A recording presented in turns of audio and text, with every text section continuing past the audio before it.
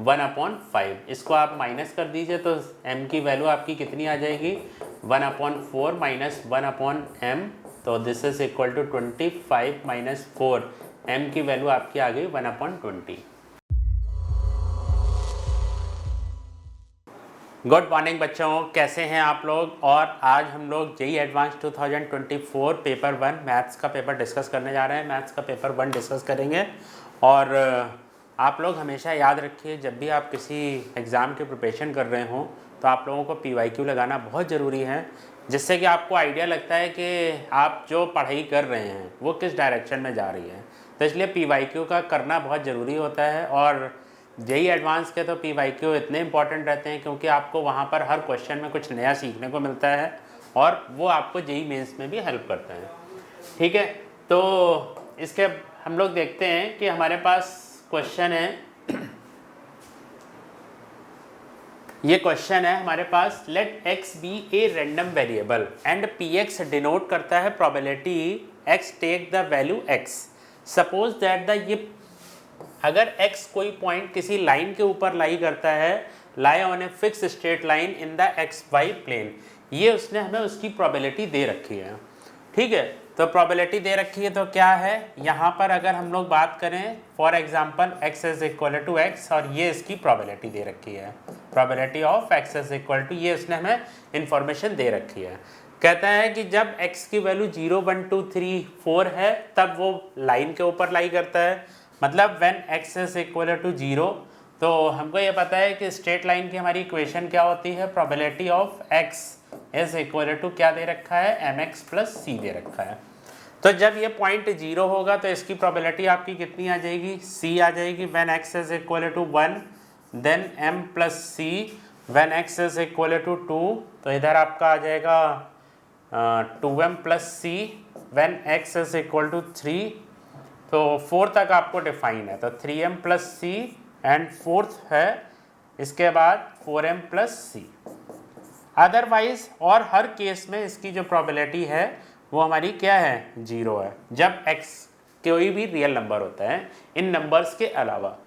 ठीक है, तो p ऑफ x क्या है, एक प्रोबेबिलिटी डिस्ट्रीब्यूशन फंक्शन है। तो इसकी जो हमेशा प्रोबेबिलिटी डिस्ट्रीब्यूशन फंक्शन क्या करता है, probability of x is equal to x, इनका जो प्रोबेबिलिटी का जो सम होता है वो हमारा हमेशा क्या होता है, 1 होता है। ठीक है, तो अगर आप इन सब का सम कर देंगे तो आपका कितना आ जाएगा, 5 10m प्लस और 5c इज इक्वल टू 1। तो ये आपको एक इक्वेशन मिल जाएगी, 2m plus c is equal to 1/5। यहाँ पे हम लोगों ने 5 को कॉमन ले लिया और इस तरह से लिख दिया। अब वो क्या कहता है, कहता है कि इसका ये है and mean of this random variable, जो ये हमारे पास रैंडम वेरिएबल है इसका जो मीन है उसने हमें बताया है कि एक्सपेक्टेशन ऑफ x जो दिया हुआ है ये हमारा मीन होता है और इसकी जो वैल्यू है वो कितनी दे रखी है, 5/2 दे रखी है। और एक्सपेक्टेशन ऑफ x क्या होता है, sigma x into p of x is equal to x। ये हमारा एक्सपेक्टेशन ऑफ x का फॉर्मूला होता है। तो हम लोग क्या करेंगे, यहाँ पर हम लोग वैल्यू पुट कर देते हैं, तो sigma x into p x की वैल्यू कितनी दे रखी है, mx plus c, means m is equal to sigma x square plus c sigma x। और सिग्मा x की वैल्यू आप लोगों ने ये निकाली थी, sigma x is equal to कितना आ जाएगा आपका 10 और x is equal to x square अगर हम निकालेंगे तो ये आपका आ जाएगा 0 1 4 9 एंड 16। तो ये आपका सिग्मा एक्स स्क्वायर की वैल्यू कितनी आ जाएगी, 30 आ जाएगी। तो ये वैल्यू हम लोग यहाँ पर पुट कर देते हैं, तो आपको क्या मिल जाएगा, 30m plus 10c is equal to 5/2। यहाँ से हम लोग क्या करेंगे, 10 कॉमन ले लेंगे तो आपको मिल जाएगा 3m plus 2c is equal to 5/10 मतलब 1/4 आ जाएगा। तो आपको ये सेकंड इक्वेशन ये मिल जाएगी, क्या मिल जाएगी, 3m plus 2c is equal to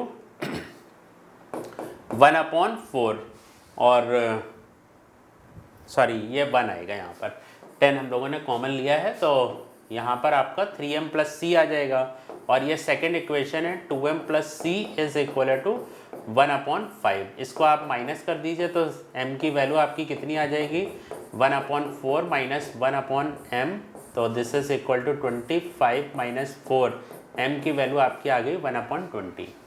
ठीक है, फिर इसके बाद हम इस सेकंड इक्वेशन में ये वाली वैल्यू पुट कर देंगे, तो ये आपका क्या हो जाएगा 1/10 plus c is equal to 1/5। तो c इज इक्वल टू कितना आ जाएगा 2/10 माइनस 1/10।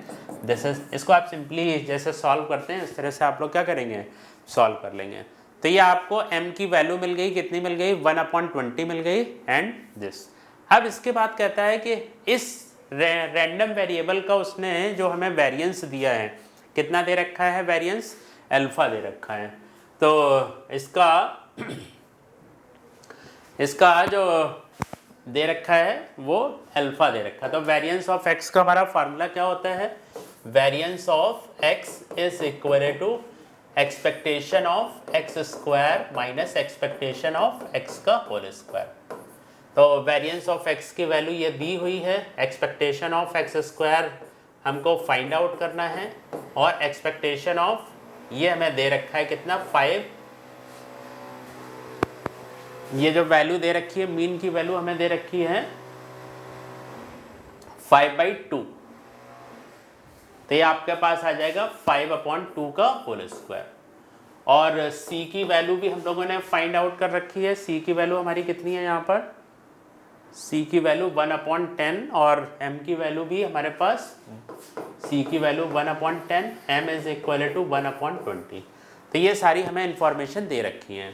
अब हमें फाइंड आउट करना है expectation of x square. Expectation of x square किसके इक्वल होगा, sigma x square and p x, this is equal to sigma x square m x plus c, means m into sigma x cube plus c times sigma x square. तो ये आप इनका सारे numbers का आप सम कर लेंगे, 0 से लेकर 0 1 2 3 4 तक के नंबर्स थे, तो इनके क्यूब का सम क्या हो जाएगा 0 1 8 और 27 और 64।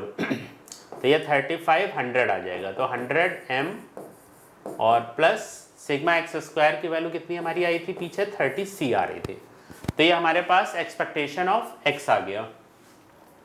ठीक है, तो और m की वैल्यू भी हमें दे रखी है, तो m की वैल्यू कितनी दे रखी है 20 दे रखी है, तो ये आ जाएगा 5 + 3, दिस इज इक्वल टू 8 आ गया। तो ये आपने क्या किया, alpha is equal to 8 minus 25/4, इसकी वैल्यू हमारी कितनी आ जाएगी 32 minus 25/4, this is equal to 7/4। तो ये हमारी अल्फा की वैल्यू आ गई। ओके बच्चों, तो अब हमें फाइंड आउट क्या करना था, यहाँ पर हमें फाइंड करनी है किसकी वैल्यू फाइंड आउट करनी है, इंटीजर टाइप का क्वेश्चन था। तो 24 अल्फा की वैल्यू फाइंड आउट करनी है, तो 24 और अल्फा की वैल्यू हमारी कितनी आ रही थी 7/4। सो 7/4 दिस इज इक्वल टू कितना आ जाएगा 42, हमारा इसका आंसर आएगा। तो प्रोबेबिलिटी डिस्ट्रीब्यूशन फंक्शंस के ऊपर बेस क्वेश्चन था, और उसने हमें उसकी प्रोबेबिलिटी दी हुई थी, कोऑर्डिनेट से रिलेट करके प्रॉब्लम दी थी, बहुत अच्छा क्वेश्चन था।